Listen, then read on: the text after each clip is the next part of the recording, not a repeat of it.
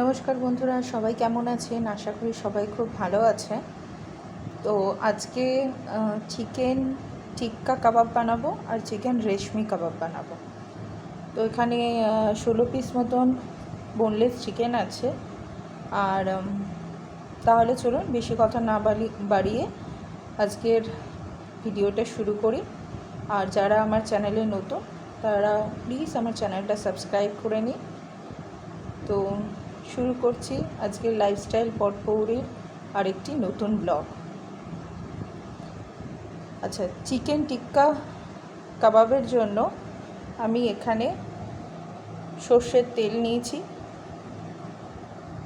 এবার একে একে মশলা আমি এখানেই দেব।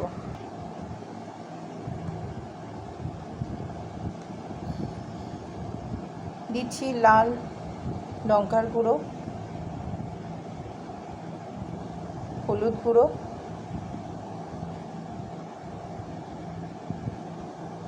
জিরে গুঁড়ো,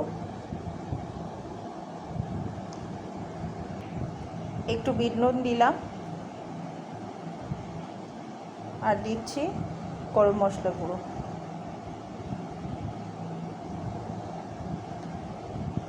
আচ্ছা, এখানে চিকেনটা আমি আদা বাটা দিয়েছি, শুধু দিয়ে মাখিয়ে রেখেছিলাম, বাকি এখানে ম্যারিনেট করব।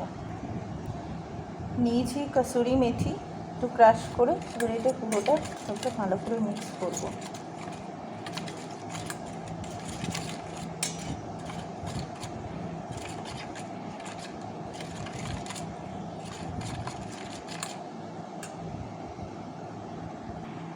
আচ্ছা, কাঁচা লঙ্কা বাটা দিয়েছি, এটা আমার দুটো চিকেনেই মানে দুটো কাবাবেই লাগবে। আর দইটা জল ঝরানো টক দই আমি এখানে ফেটিয়ে নেব। আচ্ছা, দইটা আমি এখানে ফেটিয়ে নিয়েছি। তো দইটা যেহেতু আমার দুটো টিক্কাতেই লাগবে, সেজন্য আমি ওই একসাথেই চিকেনটা দই দিয়ে খানিকক্ষণ ম্যারিনেট করে রাখবো। আচ্ছা, দই দিয়ে হাফ অ্যান আওয়ার ম্যারিনেট করে রাখার পরে আমি দুটো চিকেন ডিভাইড করে নিয়েছি। এটা টিক্কা করব বলে এটা টিক্কা মশলা।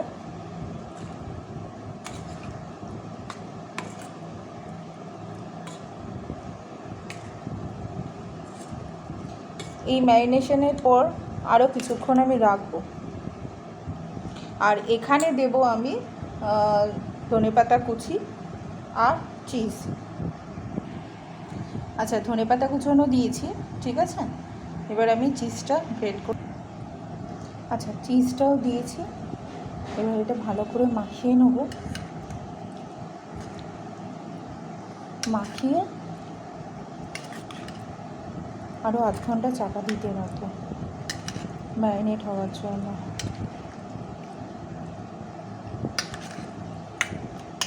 এদিকে টিক্কার জন্য দেখুন এটা একদম রেডি হয়ে গেছে।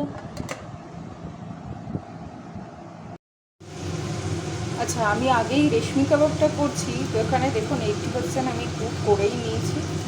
আর এখানে এগুলো ভাজতে দিয়েছি।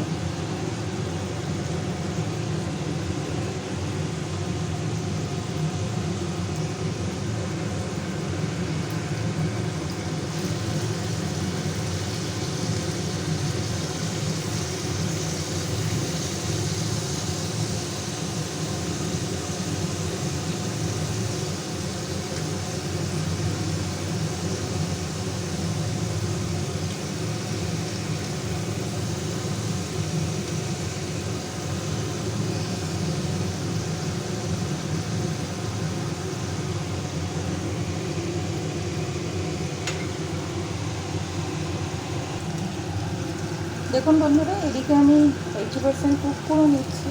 আর স্মোকি ফ্লেভারের জন্য আমি এখানে রুটি শাকার জারটা দিয়ে এখানে ভালো করে ছেঁকে নিচ্ছি।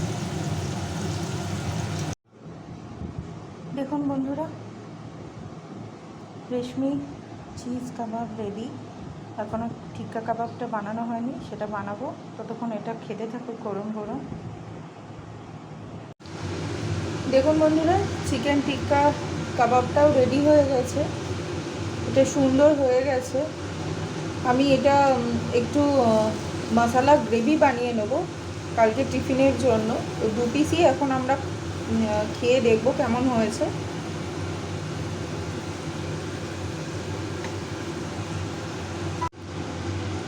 দেখুন বন্ধুরা, আমার চিকেন টিক্কা কাবাবটাও রেডি হয়ে গেছে। এটা আমি একটু শুকনো গ্রেভি করে নেবো কাল পরোটা দিয়ে খাওয়ার জন্য। আর 2 পিস এখন আমরা ট্রাই করব। তো আপনারাও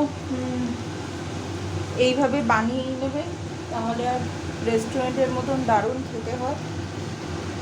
এই যে এত সুন্দর গ্রেভিটা রয়েছে, এটা দিয়ে আমি একটু শুকনো করে নেবো, কালকে তাহলে টিফিনে পরোটা দিয়ে নিয়ে যেতে পারবো। তো আজকের ভিডিওটা আমি এখানেই শেষ করছি।